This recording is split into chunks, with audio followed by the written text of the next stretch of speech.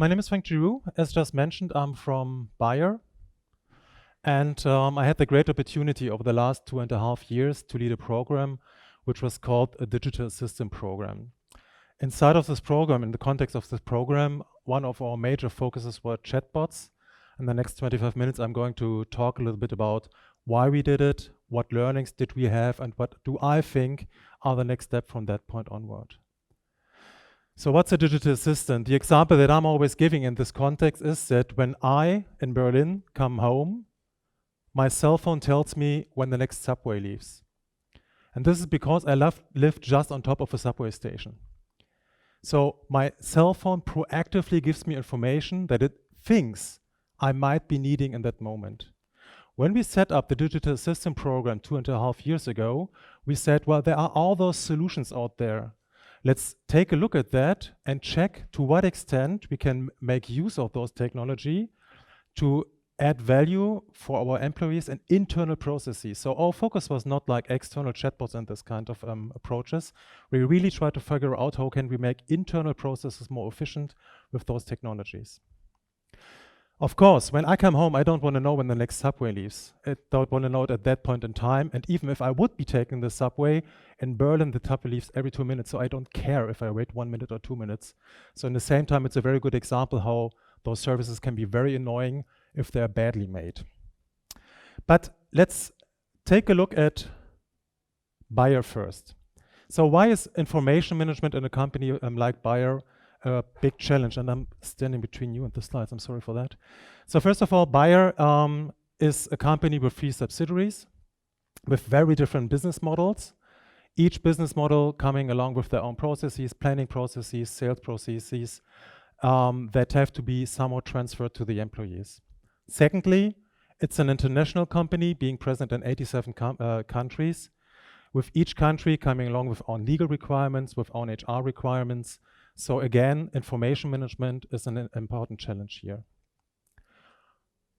What can digital assistants or chatbots do in order to ease this? I'm having issues here with the back and forth button. What added values do we expect from chatbots? First of all, obviously, we want to make information access easier for our employees. And I'm going to be talking in a minute about why we think that chatbots can do this. Secondly, we do have the effect, as I just, like I just mentioned, that people know those solutions from their private environment, and they require them from the IT department to be provided. They say, particularly younger employees, say, I want to have those state-of-the-art solutions in my daily work life. There's a third reason, which is particularly relevant for chatbots, and this is the fact that chatbots are extremely easy in access.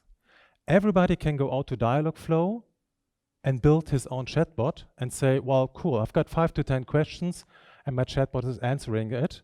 So just put this productive, which is of course a little bit tricky because there are of course security issues, but also if you start to scale up those chatbot solutions, those self-made chatbots will not have the quality that you will require from an internal IT solution.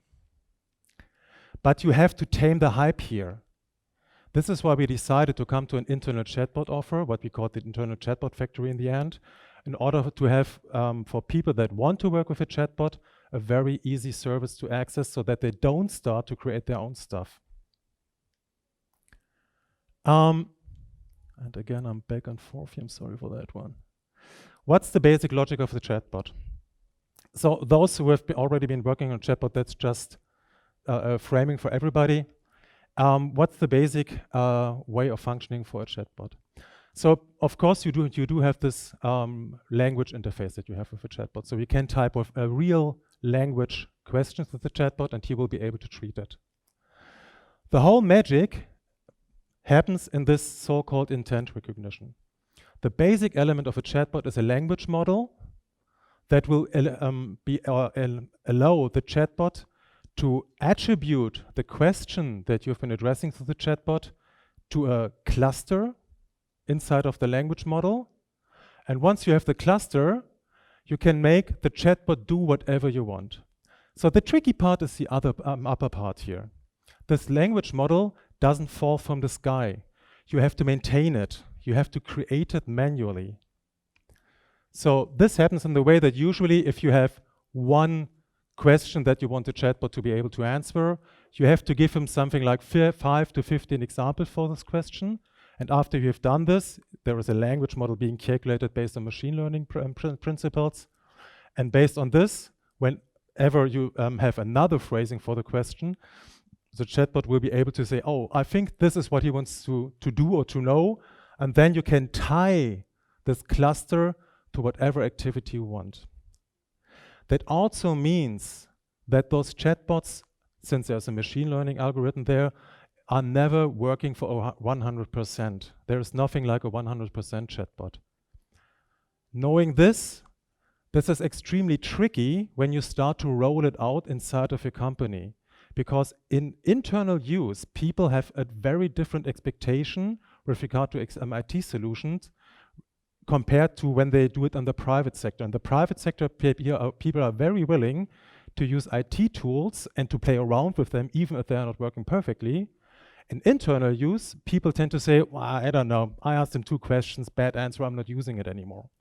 So here, you really have to work on the culture of the people to make them accept and understand that with this new kind of IT solutions, they become part of the solution and that they have to use it in order to allow the chatbot to get better over time so that they, in the end, get a better service. The things that you can make the chatbot do is basically, if you have a Q&A chatbot, just hard-code a reply. And that's mainly what we are doing today. We are mainly working with Q&A chatbots. Of course, you can also say, okay, so the first question would be, how many vacation days do I have to stay in the HR environment? So 30 days. You can also connect the chatbot to a system. You can also say, okay, how many vacation days do I have left? Maybe 5 days. You can also make the chatbot ask questions back. How many vacation days do I have? 30. You have 5 left. Would you like to book a vacation time now? Yes, please, from this to this date. This is, for us, kind of the roadmap. This is what we are currently working on. Mainly, we are still working in this area. Search requests is a little bit a special part because it works both ways. On the one hand, you can say, since you will never be able to cover all questions that an employee may address to your chatbot, you may say, well, if there is a question that's not in the area of expertise of this chatbot, let's just trigger a search request. It's possible. It's a little bit tricky because if you imagine the result of Google, how would you like to represent this in the small chat dialogue of a chatbot? A little bit tricky. We don't do it currently. I know that other companies do it. We don't currently. It works both way around. You can also take this language model here and embed it to your company search. Again, it's a little bit tricky because you will somehow have to map the search requests on different ways of the way the question is being asked. You cannot use the same language model you have created for your chatbot for your search, but it allows you to identify, well, the person, he is looking for a person, so I'm not giving him Word documents, I'm just giving him context lists. The lowest part here, language generation, is the one that is, from my perspective, kind of midterm roadmap. That means that you get the answer out of a given text, but you mingle it in a way that it's suiting to a chatbot. One issue that you have with chatbots is that you have this very short question and answer format. That means you need your content in a different way than you may have it in the intranet.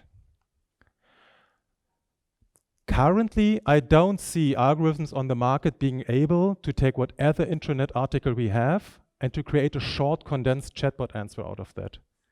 The issue being that I have to double maintain all my contents now. Every time that I have a content in the HR environment changing, because there's any rule changing, maybe the performance management process changes, I have to change it in the intranet and also in the chatbot. So this here, from an efficiency point of view, is extremely important. But from what I see currently on the market, it's still a rather long way to go. What are the more dedicated added values of chatbots? So obviously, the quick information access. You have a very easy usability. You don't have to train people to use a chatbot. It's very intuitive. The way you use a chatbot is the same between your laptop and your mobile phone, so there is no experience gap here. And then there are 2 or 3 things that I particularly like that came up in the workshops that we did with the users when they implemented the first chatbots that I didn't expect in the beginning. So first of all, the fact that it's 24/7 available. So while you might think, well, all IT systems are like 24/7 available, but that's not what people compare the chatbot with. The contents that we currently deal with in our chatbots are contents that are available on the internet, but most people, since they struggle finding the content on the internet, will start to call the HR department. But the HR department obviously is not available 24/7.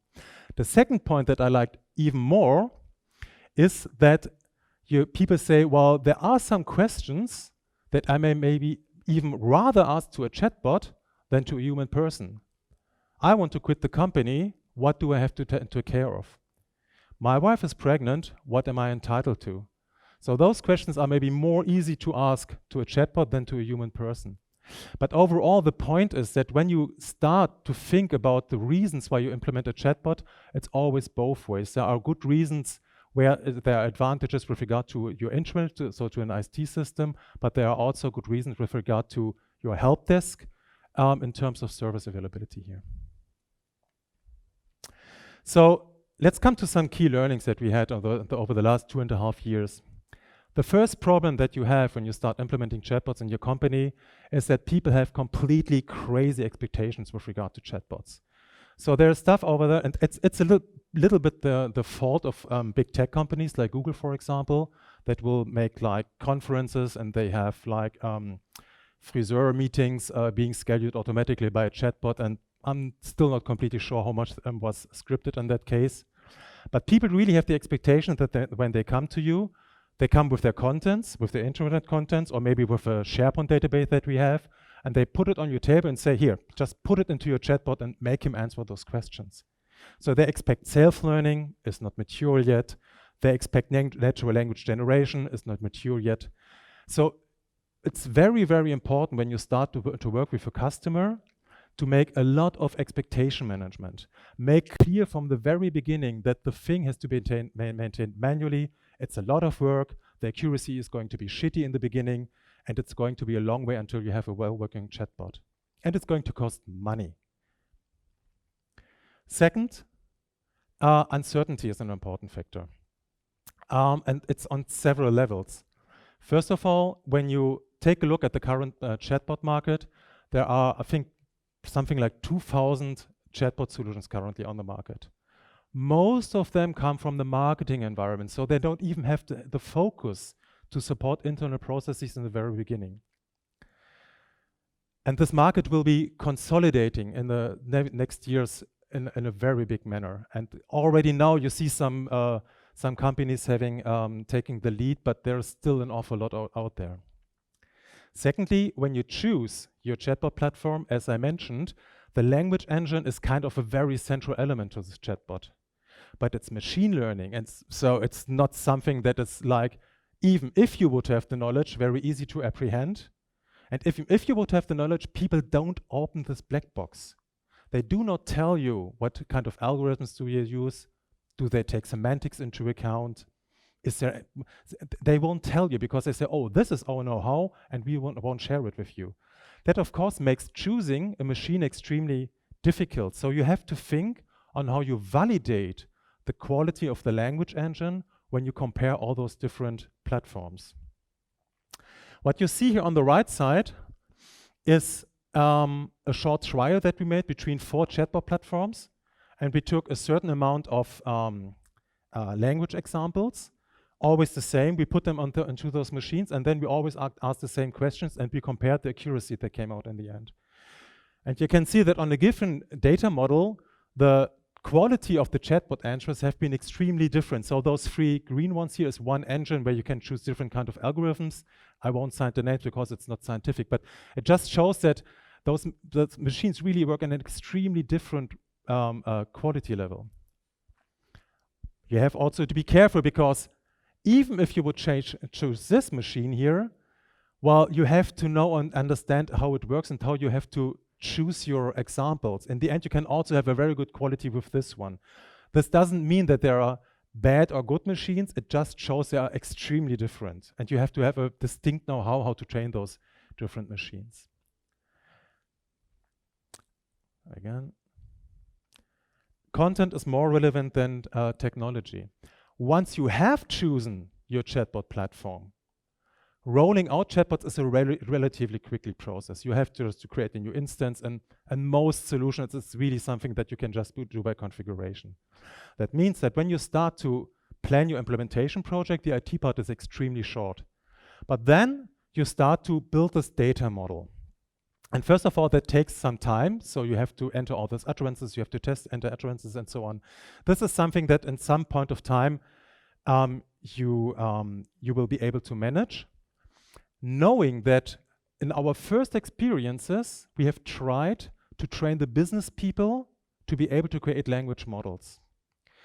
And we have seen that this is so complicated, and not only the language model, but also how to create a good dialogue flow, that after the first 2 projects, we have decided to create a distinct content management team. So at Bayer, we have currently 4 people that do nothing else from the morning to the evening than create language model for chatbots. And this is an important success factor, because the people that come to you with their content and say, here, self-learning, you can say, well, we are not capable to do self-learning, but don't worry, we will make it work for you. This really is an important success factor here. The other thing that we have learned is, and this is what we show with this curve here, when you start to build your language model, the team starts to work on it, and after some time, oh, cool, every time I ask a question to the bot, I get a good answer. And then you start to spread it out to other users, and suddenly your answering quality plummets because people just ask stuff differently. So you go back to your chatbot training team and say, okay, let's make it a little bit better. So they say, okay, we made it a little bit better. Next test group, better, next test group. So the tricky part about the implementation of chatbots is that you will have to find several test groups, one different from the other, that you run through before you go live in order to make sure to have an acceptable accuracy. And I'm not even saying that you will have a good one in the end. In the beginning, we said we only want to roll out a chatbot when 19 out of 20 questions are good. In the end, we had to say, okay, for go live, 80% is fair enough. We will be able to reach the 95% by the end, but we have to maintain the training efforts during the first months of go live. So we do have chatbots with this accuracy. We monitor the accuracy permanently, but it's not a quick win, and it really is something that requires effort even after go live. And again, this is where you have to sensibilize your employees to. This really is a completely new way of accepting IT solutions. I never learned it. Fourth topic, that is a topic that we did not really tackle yet, but we see it on our roadmap, is chatbot orchestration. So if a chatbot is ought to ease your information access, that's a good thing. But once you have 100 chatbots with potential overlaps in the content, people will struggle again. So currently they don't know which intranet page to come to. In the future, they may not know which chatbot to address to. So chatbot orchestration will become a relevant topic. Currently, there are several philosophies on the market, like a masterbot concept that kind of addresses the question to all the different chatbots and figures out which answer of the different chatbots is the best one. Doesn't really work in a sustainable way. There's a skill concept on the market which attributes skills to the chatbot, like to employees, and then we'll try to identify, okay, which skill do I need to answer this particular question, and then ask the bot on this question only to this 1 or 2 bots. Then there are ideas on doing it on the more on the content level, to have all contents like centrally available and attribute the relevant content to different bots. But all this is not mature. So we have been thinking about this. We have been evaluating all those different approaches. What we did in the end is to have an intranet page where you have all the bots listed with a description. That's not a good solution in the long term, not even in the midterm. But that's the best thing we can currently do. We are permanently monitoring the other solutions. We are permanently seeing how can we do this, how can we improve this chatbot orchestration. But currently, I don't see a magic solution on the market. So The Chatbot Factory. After all those learnings, we came up with an organization, which is the Bayer Internal Chatbot Factory. What you will need for this is a distinct set of methods. So we have, for example, we have put together a workshop method over 2 days. If somebody says, I want to have a chatbot, we have a structured approach where we go in, we start with a design thinking based approach in order to understand what the people really want. And in the end of those 2 days, the last 2 hours, we spent on building a chatbot with the guys. The good thing is that they will start to, but we even do it sometimes if the group is big enough in a competition mode. So each group gets one chatbot to create, and then they have to challenge the bit chatbot of the other group. The good thing is that they see it's very easy to challenge the other chatbot, so they understand how difficult it is to build those language models. Ready-to-use platform, it's really important to move forward, to quickly decide on a platform, be able to deliver. You can always migrate your chatbot to another platform in the future, no problem. Just move forward. Content management support, as just mentioned. Of course, you have to have a team that, in case needed, is also from a technological point of view capable to connect it to other data sources. The networking part here, so we do have the Chatbot Factory since 1.5 years now. Even now, there are still other initiatives at Bayer. And a company like Bayer, it will be the same as other big companies, there are always like ninjas, people that just create their own stuff with a simple technology to tech chatbots. So we said, well, if you're not able to govern everything, at least exchange and make sure that everybody knows what the others are doing. And finally, of course, the whole thing has to be aligned with the IT strategy. Where are we now? We have 14 live chatbots so far, 6 in the HR area. It was the first and the biggest customer.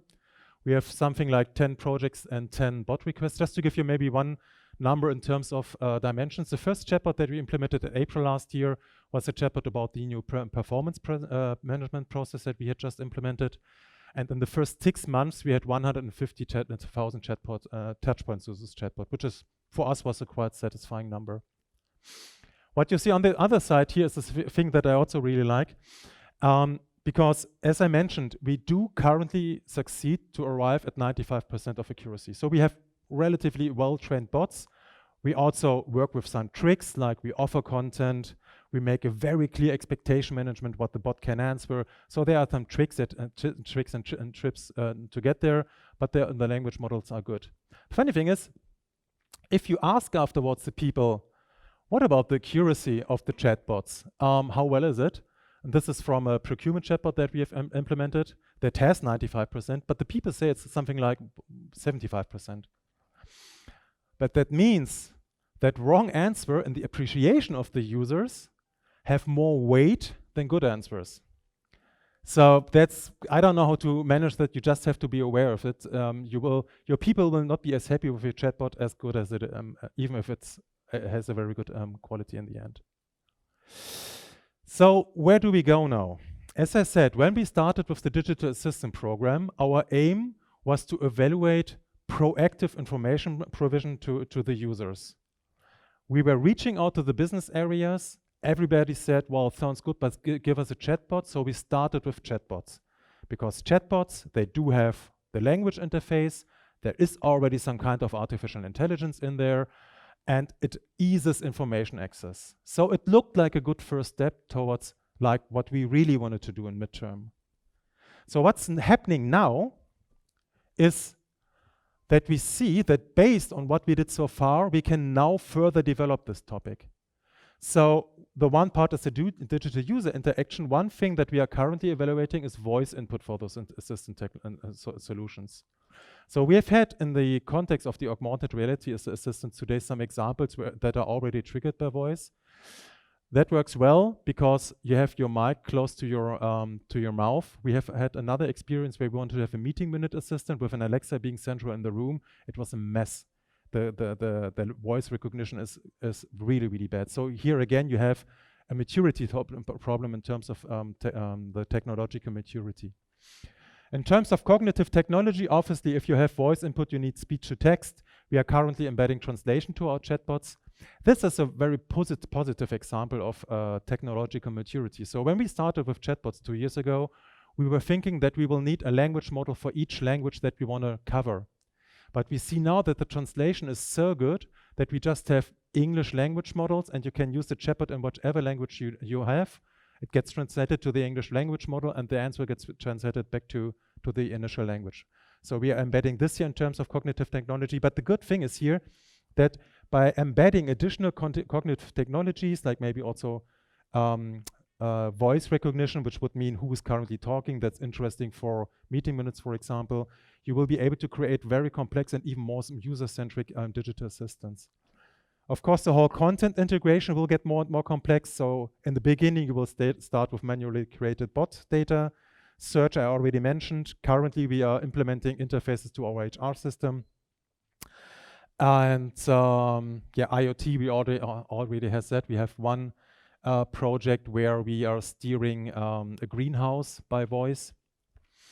And the masterclass, the big thing that we were heading for in the beginning that we don't have, but that will be the big thing in the midterm, is when all these assistants become proactive based on events. And those events may be something like a process automation. It may be user-centric, something that you have in your profile, something that you are currently doing, where the system says, well, maybe you need this information. Context awareness sensors, geolocation sensors. This is kind of the final stage to come to those proactive assistants. All this to say that we have started 2.5 years ago, and I think we still have some years to go. And I thank you for your time.